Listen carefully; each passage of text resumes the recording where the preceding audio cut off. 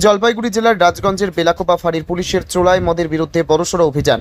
বৃহস্পতিবার সকালে বেলাকোপা ফাঁড়ির ওসি অরিজিৎ কুণ্ডুর নেতৃত্বে শিকারপুরের গ্রাম পঞ্চায়েতের মালিভিটা এলাকায় অভিযান চালায় পুলিশ। সেখানে সুবল রায় নামে এক ব্যক্তির বাড়িতে হানা দিয়ে প্রায় 2100 লিটার ফরমান্টেড ওয়াশ ধ্বংস করা হয়। পাশাপাশি উদ্ধার হয়েছে 110 লিটার চোলাই মদ ভর্তি 6টি প্লাস্টিকের জার, পেস্ট ভর্তি 113টি প্যাকেট, 96 কেজি গুড় ভর্তি 24টি পলিথিন ব্যাগ, 9টি অ্যালুমিনিয়ামের হাঁড়ি এবং 4টি অ্যালুমিনিয়ামের ফানেল।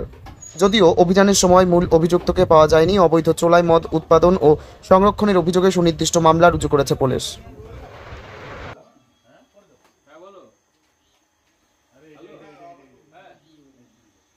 গাড়ি থেকে ওই সরু রাস্তা দিয়ে আসো ভেতরে, এই ব্রেক যাও, দীপঙ্কর আসছে,